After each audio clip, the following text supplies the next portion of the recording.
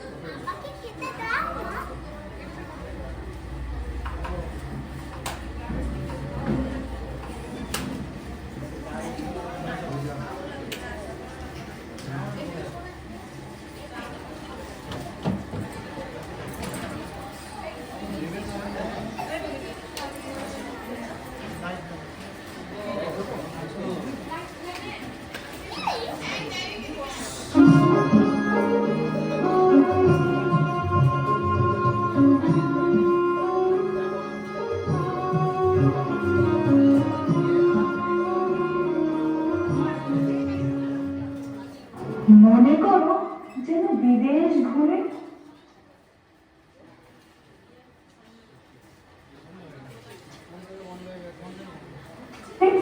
মাকে নিয়ে যাচ্ছি অনেক দূরে। তুমি যাচ্ছ পালকিতে মা চড়ে, দরজা দুটো একটুকু ফাঁক করে। আমি যাচ্ছি রাঙা ঘোড়ার পরে, টক বগিয়ে তোমার পাশে পাশে। রাস্তা থেকে ঘোড়ার খুঁড়ে খুঁড়ে রাঙা ধুলোয় মেঘ উড়িয়ে আসে। সন্ধে হলো, সূর্য নামে পাতে, এলেন যেন জোড়া দিঘির মাঠে। ধুধু করে যেদিক পানে চাই, কোনোখানে জন মানব নাই। তুমি যেন আপন মনে তাই ভয় পেয়েছ, ভাবছো আমি বলছি ভয় করো না মাগো, ওই দেখা যায় মোরা নদীর সোঁতা। চোর কাটাতে মাঠ রয়েছে দিকে, মাঝখানেতে পথ গিয়েছে দিকে। গরু বাছুর নেই কোনোখানে, সন্ধে হতেই গেছে গায়ের পানে। আমরা কোথায় যাচ্ছি কে তা জানে, অন্ধকারে দেখা যায় না কালে। তুমি যেন বললে আবার ডেকে, দিঘির ধারে ওই যে কিসের আলো। এমন সময় আরে রে রে রে, ওই যে কারা আসতেছে ডাকছে। তুমি ভয় পালকিতে এক কোণে ঠাকুর দেবতা স্মরণ করছো মনে। বেয়ারা গুলো পাশের কাটা বনে পালকি ছেড়ে কাঁপছে থরো থরো। আমি যেন তোমায় বলছি ডেকে, আমি আছি ভয় কেন না করো। হাতে লাঠি, মাথায় ঝাঁকড়া চুল, কানে তাদের গোজা জবার ফুল। আমি বলি দাঁড়া, খবরদার, এক পা কাছে আসিস যদি আর। এই যে দেখ আমার তলোয়ার, টুকরো করে দেবো তোদের সেরে। শুনে তারা লম্ফ দিয়ে উঠে চেঁচিয়ে উঠল, হা রে রে রে রে। তুমি বললে যাস না খোকা ওরে। আমি বলি দেখো না চুপ করে। শুকিয়ে ঘোড়া দিলেন তাদের মাঝে, ঢাল তলোয়ার নিয়ে লাগে। কি ভয়ানক লড়াই হলো মা, যে শুনে তোমার গায়ে দেবে কাটা। কত লোক যে পালিয়ে গেল ভয়, কত লোকের মাথা পড়লো কাটা। এত লোকের সঙ্গে লড়াই করে ভাবছো খোকা গেলই বুঝি মরে। আমি তখন রক্ত মেখে ঘেমে বলছি এসে লড়াই বসে থেমে। তুমি শুনে পালকি থেকে নেমে চুমো খেয়ে নিচ্ছ আমায় করে। বলছো ভাগ্যে খোকা সঙ্গে ছিল, কি দুর্দশাই হতো তা না হলে। জানতাম এমন যেন সত্যি হয় না আমার, ঠিক যেন এক গল্প হতো তবে।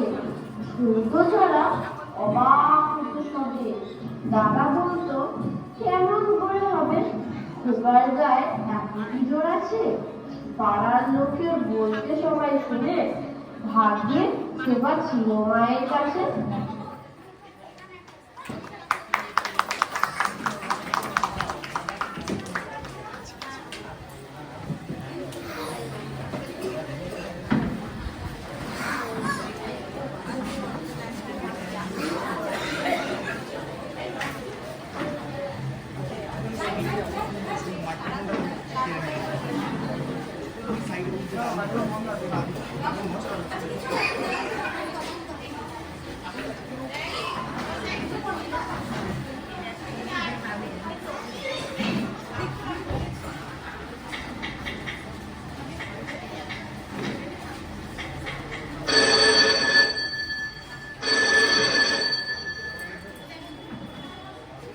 হ্যালো মা, তুমি কেমন আছো? আমি ভালো আছি খোকা, তুই কেমন আছিস? মা, আমি ভালো আছি, তুমি কোনো চিন্তা করো না, আমি তোমার শীঘ্রই চলে আসছি।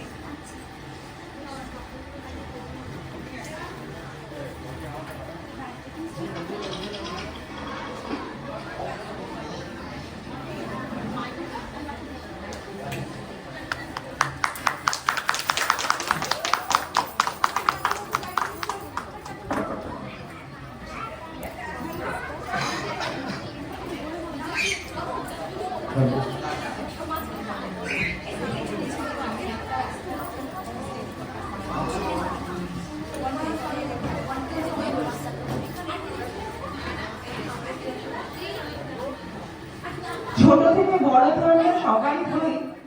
আজ আমাদের বাচ্চারা দেখালো বড় থেকে ছোট হওয়ার গল্প। আমরা যতই বড় হই না কেন, মাকে কেউ ভুলতে পারি না। তাই জন্য আমাদের ছোটরা বীরপুরুষ কবিতার মাধ্যমে দেখিয়ে দিল যে আমরা সেই ছোট্টবেলায় শেখা কবিতা যতই বড় হই না কেন সব সময় মনে রাখি। আমাদের ছোট ছোট খুদে খুদে সব পারফরমারদের জন্য জোরে বিশাল লম্বা একটা হাততালি হয়ে যায়। আরো জোরে, আরো জোরে, দেখি কত জোরে হতে পারে। লম্বা, বিশাল লম্বা। এই ছোট্ট নাটিকার যারা আমাদের অ্যাক্টর অ্যাক্ট্রেস, আমাদের অভিনেতা অভিনেত্রী, একটু তাদের সঙ্গে আগে পরিচয় করিয়ে দিই। প্রথমেই শুরু করি ডাকাতের দল দিয়ে। আছে ত্রিজিৎ মন্ডল, তারপরে আছে আদিত, এদিকে আছে আদ্রিয়মা। মা আমাদের এখানে দুজন আছে, একজন হচ্ছে আমাদের কৈরবী, আরেকজন আছে শ্রীময়ী। কেমন মানিয়েছে মাদের একটু বলো? ভালো মানিয়েছে তো? আচ্ছা, এইবারে আসে আমাদের দুই খোকা। ছোট খোকা দেবাংশু, বড় খোকা আর্য। বাকি রইল দুজন। মেজ খোকা বলছে আমাদের, মেজ খোকা, ও না ও তো আলাদা, ওকে তো আলাদা করে বলছি আমি। আচ্ছা, এরপরে আছে আমাদের দুজন পালকি বাহক।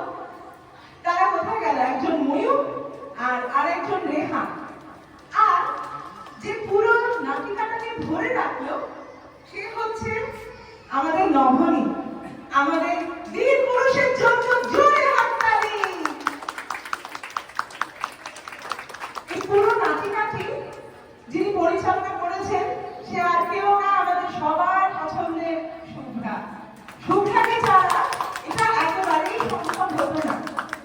ও পুরো পরীক্ষা, বাচ্চাদের পরীক্ষার সময় দিয়ে তারা পড়াশোনা করেছে, খেলেছে, রিল্যাক্স করেছে, কিন্তু তারপরে শুভ্রা এই কদিনে যা শিখিয়ে দিল ওদের, সত্যি সত্যি অ্যাপ্রিশিয়েট করার মতো। কাজে শুভ্রা একটুখানি সামনে এসো, সবাই শুভ্রাকে একটা জোরে হাততালি।